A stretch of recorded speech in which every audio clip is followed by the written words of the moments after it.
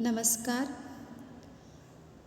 प्रकरण 14वे वाहतूक, इयत्ता 5वी, परिसर अभ्यास भाग 1.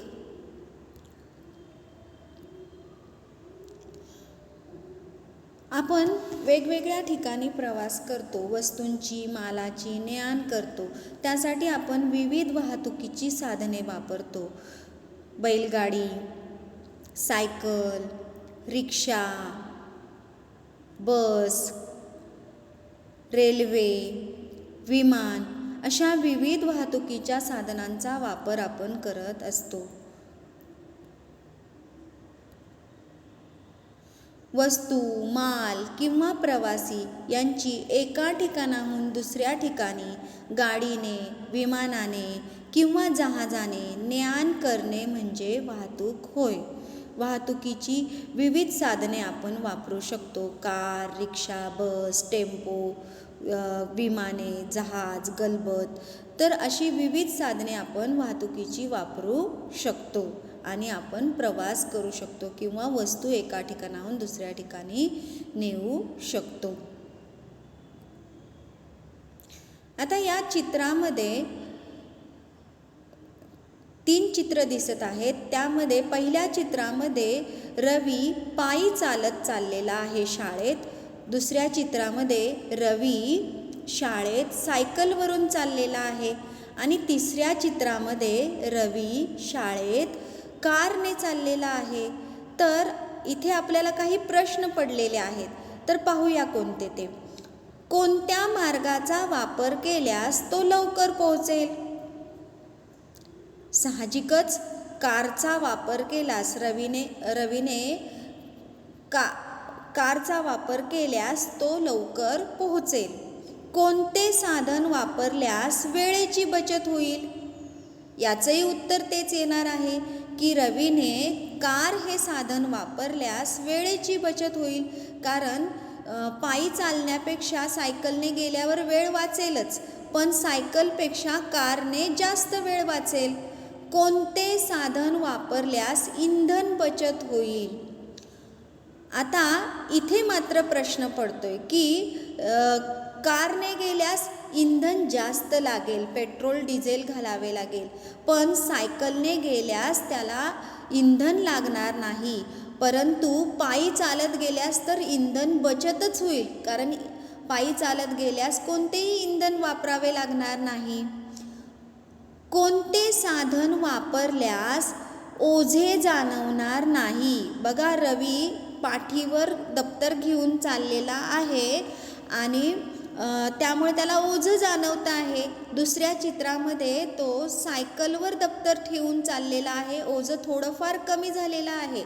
परंतु तिसऱ्या चित्रामध्ये त्याने दप्तर शेजारी सीटवर ठेवलेलं आहे. म्हणजे अर्थातच कारने गेल्यास त्याला ओझे जाणवणार नाही.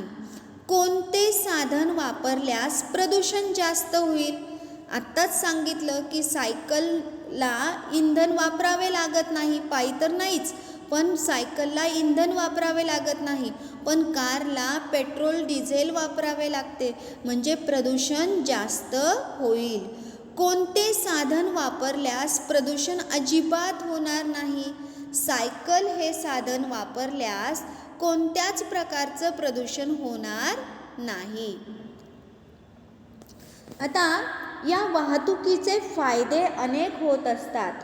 पहिला फायदा आहे वेळेची बचत, श्रमाची बचत, जीवनमान सुधारते, जग जोडले जाते, शिक्षण, आरोग्य, पर्यटन या सुविधा गतिमान होतात, वस्तूंची वाहतूक करणे सोपे होते. असे वाहतुकीचे अनेक फायदे आहेत.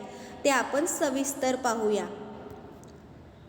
बघा, तेच चित्र आपण पाहूया की आता इथे रवी पायी चालत चाललेला आहे शाळेत. दुसऱ्या चित्रामध्ये रवी सायकलने चाललेला आहे. तिसऱ्या चित्रामध्ये रवी कारने चाललेला आहे. तर आता रवीने जर सायकल हे साधन वापरल्यास पायी जाण्यापेक्षा त्याचा वेळ वाचेल. त्याचबरोबर त्याचं श्रम वाढणार आहे. पण तिसऱ्या चित्रामध्ये जर हे साधन वापरल्यास, कारने तो गेल्यास त्याच्या वेळेची आणि श्रमाची सुद्धा बचत होईल.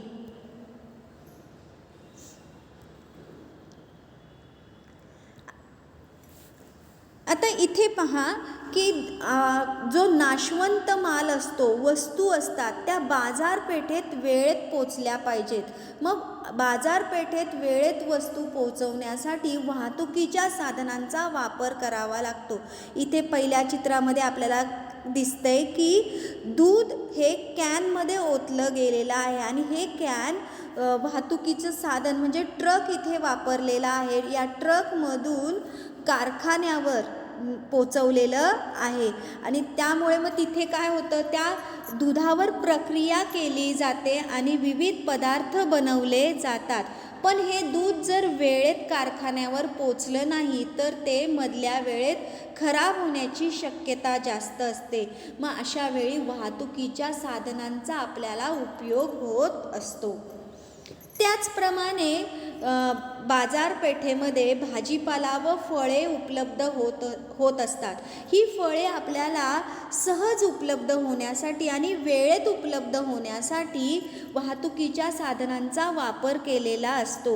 बघा, शेतमाल जो असतो तो शेतात पिकवला जातो आणि शेतातून तो माल बाजारपेठेपर्यंत येण्यासाठी वाहतुकीची विविध साधने वापरली जातात आणि वाहतुकीच्या विविध साधनांमुळे तो शेतमाल वेळेत बाजारपेठेत पोचवला जातो आणि तो आपल्याला सहज उपलब्ध होतो.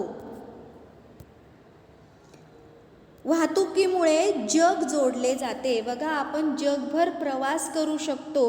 आता कुठलाच देश असा राहिलेला नाही आहे की जिथे वाहतुकीचं साधन पोचलेलं नाही आहे. त्यामुळे आपल्याला कोणत्याही देशात जायचं असेल, तिथे राहायचं असेल किंवा तिथे प्रवास करायचा असेल तर आपण वाहतुकीमुळे हे सगळं सहज शक्य झालेलं आहे.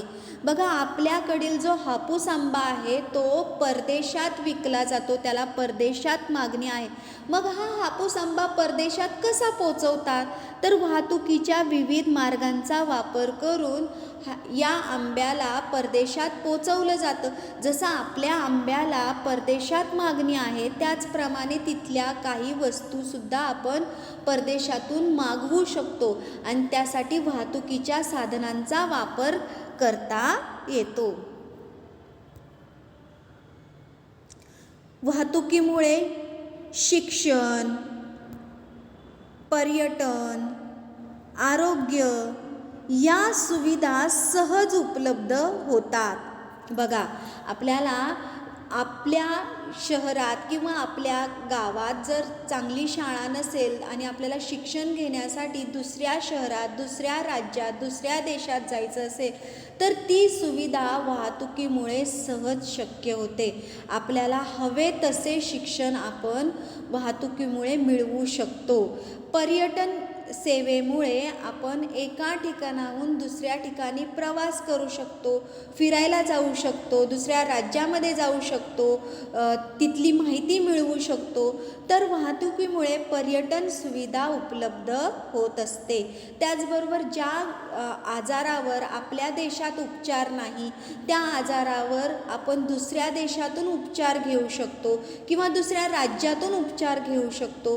तर शिक्षण, पर्यटन आणि आरोग्य या सुविधा वाहतुकीमुळे सहज शक्य झालेल्या आहेत. आता हे सर्व पाहिले आपण वाहतुकीचे फायदे. आता वाहतुकीमुळे काय होतं तर इथे तुम्हाला दिसतंय चित्रामध्ये की वाहतुकीमुळे प्रदूषण ही समस्या निर्माण झालेली आहे. प्रदूषण म्हणजे काय तर वाहनांच्या धुरातून carbon monoxide, nitrogen dioxide, sulphur dioxide हे वायू बाहेर पडतात. तसेच धुरावाटे कार्बन, शिसे यांचे सूक्ष्म कण बाहेर पडतात आणि हवेत मिसळतात. या घटकांचा जर अतिरेक झाला तर हवेची गुणवत्ता कमी होते. याला हवेचे प्रदूषण असे म्हणतात. आता आपण वाहतुकीचे दुष्परिणाम पाहणार आहोत. काय होते पहा. वाहतुकीमुळे हवेचे प्रदूषण होते, श्वासनलिका फुफ्फुसांचे डोळ्यांचे विकार होतात, झाडांची वाढ व विकास खुंटते, वन्यजीव स्थलांतरित होतात, चिडचिड डोकेदुखी मनोविकार होतात. हे सर्व वाहतुकीचे दुष्परिणाम आहेत, ते आपण सविस्तर पाहूया. वाहनांतून निघणाऱ्या धुरामुळे हवेचे प्रदूषण होते. आत्ताच आपण पाहिलं की वाहनातून निघणाऱ्या carbon monoxide, sulphur dioxide, nitrogen dioxide हे विषारी वायू वाहनातून बाहेर पडत असतात.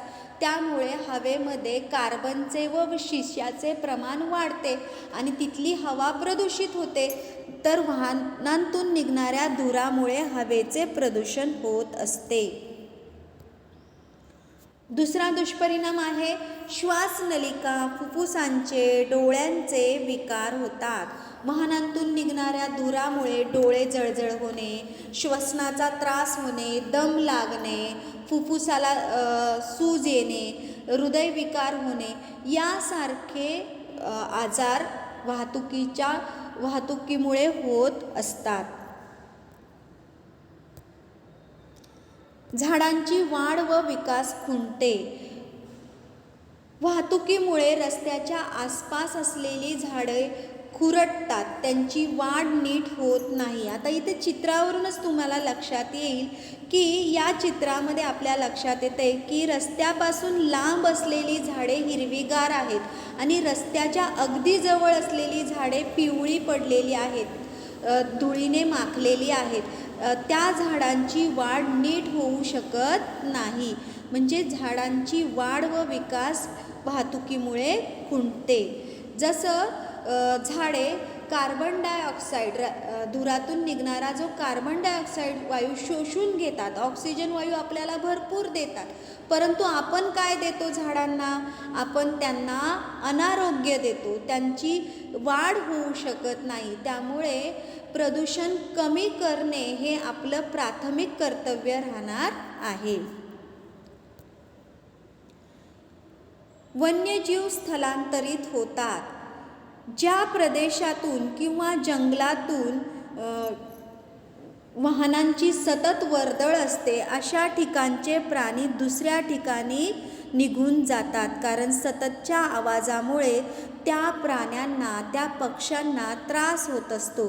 त्याचबरोबर तिथे सतत जर वर्दळ असेल वाहनांची तर हवेमध्ये प्रदूषणाचे प्रमाण जास्त असणार आणि त्या भागातील जे पाणी आहे, पाणवठा आहे त्या प्राण्यांचा पिण्याचा पाणवठा, ते पाणवठे प्रदूषित होतात आणि असे प्रदूषित पाणी अयोग्य असते. त्यामुळे ते वन्यजीव एका ठिकाणाहून दुसऱ्या ठिकाणी निघून जातात.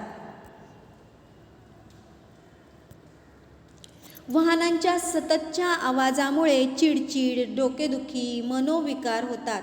बघा, रस्त्यावर खूप गर्दी असेल तर हॉर्नचा आवाज सतत येत असतो आणि अशा सतत हॉर्न वाजवल्यामुळे आसपासच्या लोकांना त्रास होतो, त्यांच्या हृदयाचे ठोके वाढतात, त्यांची झोप नीट होत नाही. हे सर्व वाहनांच्या आवाजामुळे होत असतात. त्यामुळे मनोविकार म्हणजे मनोरुग्ण होण्याची शक्यतासुद्धा वाढते. बघा, इथे एक बातमी आहे, दिघीला अवजड दुखणे. या बातमीवरूनच आपल्याला लक्षात येईल की कर्णकर्कश हॉर्न व ब्रेकच्या आवाजामुळे ग्रामस्थांना व्याधी निर्माण झालेली आहे. हॉर्न किंवा डंपर ट्रेलरच्या ब्रेकचा आवाज आपल्या ऐकण्याच्या क्षमतेपेक्षा कितीतरी पटीने जास्त असतो. मोठा आवाज ऐकल्याने कानाचा पडदा फाटतो, कानातील नाजूक हाडाचे नुकसान होते, असे प्रकार घडतात. यातून कधीकधी कायमचे बहिरेपणही येऊ शकते. लहान मुलांच्या बाबतीत विशेष काळजी घेतली पाहिजे, असे इथले डॉक्टर सांगतात. त्याचबरोबर जे शाळा, कॉलेज किंवा महत्त्वाची कार्यालये, रुग्णालये अशा परिसरात हॉर्नच्या आवाजामुळे त्रास होत असतो, तर तिथल्या आसपासच्या परिसरातील लोकांना डोकेदुखी, मनोविकार हे त्रास वाढतात. आता हे वाहतुकीचे दुष्परिणाम आपण पाहिले, तर वाहतुकीचे जे दुष्परिणाम आहे त्यातला पहिला दुष्परिणाम आपण पाहिला की वाहतूक प्रदूषण. या प्रदूषणावर उपाय काय करायचा? कमी प्रदूषण करणारे इंधन वापरणे, वाहनांची वेळोवेळी देखभाल व दुरुस्ती करणे, सार्वजनिक वाहनांचा वापर करणे, करंज, वड, पिंपळ अशा वृक्षांची लागवड करणे, CNG, LPG यासारखी इंधने वापरणे, हे उपाय आपण केले पाहिजे. आपण ते सविस्तर पाहूया. कमी प्रदूषण करणारे इंधन वापरणे.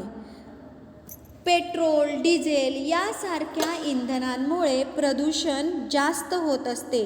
त्याऐवजी आता CNGचा वापर केला पाहिजे. वाहनांमध्ये CNG किट बसवून घेतले तर प्रदूषण कमी होईल आणि त्यामुळे आपण प्रदूषण या समस्येवर उपाय सुचवण्यास हातभार लावू. इलेक्ट्रिक कार, मोटरसायकल यांचा वापर केला तरीसुद्धा प्रदूषण आपल्याला रोखता येईल. इलेक्ट्रिक कार ही एकदा चार्ज केली की 2-3 दिवस त्याची बॅटरी पुरते, म्हणजे त्या बॅटरीवर आपण जास्त प्रवास करू शकतो. मोटारसायकलसुद्धा इलेक्ट्रिकवर आलेले आहेत, त्यांचासुद्धा वापर केल्यास आपल्याला पेट्रोल, डिझेल यांची बचत तर होतेच, त्याचबरोबर प्रदूषण ही समस्या रोखता येते. सोलर कार, सूर्याच्या उष्णतेवर चालणारी जी सोलर कार आहे तिच्यामुळे प्रदूषण अजिबात होत नाही, तर तिचा देखील वापर वाढवला पाहिजे. त्याचबरोबर काय केलं पाहिजे की वाहनांची वेळोवेळी देखभाल आणि दुरुस्ती केली पाहिजे. वाहनांतून निघणारे वेगवेगळे आवाज हे थांबवण्यासाठी त्यांना वेळोवेळी ऑइलिंग केलं पाहिजे. वाहनांतील विविध भाग हे लोखंडाचे बनलेले असतात, ते गंजतात, त्यामुळे वेगवेगळे आवाज निघत असतात, त्यासाठी ऑइलिंग करणे गरजेचं आहे. त्याचबरोबर वाहनांची PUC चाचणी करणे गरजेचं आहे, कारण वाहनांमधून निघणाऱ्या धुरामध्ये कार्बन आणि शिसेचं प्रमाण जास्त असतं. हे धुराचं प्रमाण PUC चाचणी केल्यामुळे कळतं आणि त्यामुळे मग जर दुरुस्ती केल्यास धूर निघत नाही, म्हणजे प्रदूषण रोखले जाते. सार्वजनिक वाहनांचा वापर करणे. खाजगी वाहनांचा जास्तीत जास्त वापर केल्यास रस्त्यावर अनेक वाहने एका वेळी येतात, त्यामुळे आवाज वाढतो, रस्त्यावरील वर्दळ वाढते, त्याचबरोबर प्रदूषण वाढते. त्याऐवजी आपण जर लांबचं अंतर असेल तर आपण सार्वजनिक वाहनांचा वापर करणे योग्य ठरेल.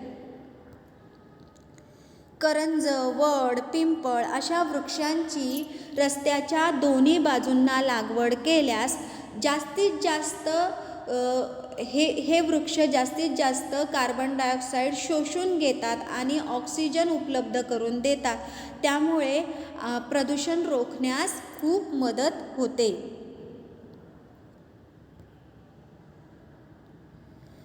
पूर्वीच्या काळी जलमार्गाने प्रवास करताना जहाजांचा वापर केला जायचा, गलबतांचा वापर केला जायचा. गलबते ही वाऱ्याच्या वेगावर चालवली जात असत, म्हणजे इथे प्रदूषण करणारे इंधन कोणतेही वापरलेले नाही. तोही पर्याय आता आपण वापरू शकतो. त्याचबरोबर आत्ताची जी जहाजं आहेत ती पेट्रोल डिझेलवर चालणारी आहेत, ती आपण बॅटरीवर चालणारी जहाजे वापरली तर इथे आपल्याला प्रदूषण कमी करता येईल.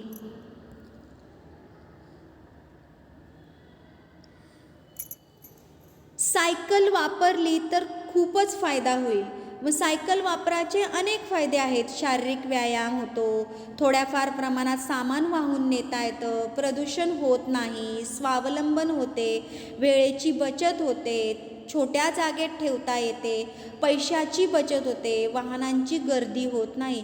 तर असे विविध फायदे देणारी ही जी सायकल आहे ती जर आपण वापरली तर वाहतूक या समस्येवर आपल्याला उपाय चांगल्या प्रकारे सापडेल. शारीरिक व्यायाम. सायकल वापरल्यामुळे आपल्या कमरेला, पायांना, हातांना, पूर्ण शरीराला व्यायाम मिळत असतो. सायकल वापरल्यामुळे आपले आरोग्य चांगले राहते, मन प्रसन्न राहते आणि आपण तंदुरुस्त राहतो. तर अशी ही विविध उपयोगी असलेली सायकल आपण वापरली पाहिजे. सायकल वापरल्यामुळे थोड्याफार प्रमाणात आपण सामान वाहून नेऊ शकतो. जवळच्या अंतरासाठी जर आपण सायकल वापरली आणि आपल्याला थोडंफार सामान न्यायचं असेल तर तेही आपण सायकलवर वाहून नेऊ शकतो. सायकलमुळे प्रदूषण अजिबात होत नाही. कार, रिक्षा, मोटार, बस यामुळे जे प्रदूषण होतं त्याऐवजी जर आपण सायकल वापरली तर प्रदूषण अजिबात होणार नाही. स्वावलंबन. सायकल वापरल्यामुळे आपल्याला स्वावलंबनाची सवय लागते. स्वतःचे काम स्वतः करण्याची सवय लागते. आपलं जे सामान आहे ते आपण स्वतः सायकलवर नेऊ शकतो. आपण स्वतः शाळेत जाऊ शकतो, वेळेत पोहोचू शकतो. हे सर्व काम आपण सायकलवर करू शकतो.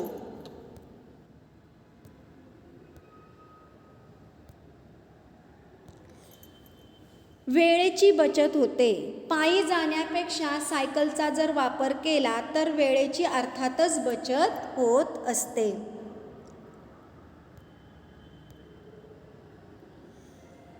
त्याचबरोबर सायकल ही छोट्या जागेत ठेवता येते. सायकल ठेवण्यासाठी फार मोठी जागा लागत नाही. रस्त्याच्या कडेला, झाडाच्या कडेला, भिंतीच्या कडेला सायकल लावली तर तिथे ती राहू शकते. म्हणजे छोट्याशा जागेत सायकल आपल्याला ठेवता येते. पैशाची बचत होते. बस, रिक्षा यांसाठी जो पैसा लागतो तो पैसा सायकल वापरल्यामुळे कमी होतो. सायकलची जर दुरुस्ती असेल तर ती महिन्यातून एकदाच होत असते. त्यामुळे फार काही पैसे आपल्याला सायकलमुळे लागत नाही. ट्यूबलेस टायर वापरला तर तीही दुरुस्ती राहणार नाही. वाहनांची गर्दी होत नाही. या चित्रावरूनच आपल्या लक्षात येईल की ट्रॅफिक जाम झालेला आहे तरीसुद्धा त्यामधून सायकल कशी व्यवस्थित रस्त्याने चाललेली आहे. म्हणजे सायकलमुळे वाहनांची गर्दी अजिबात होत नाही. धन्यवाद.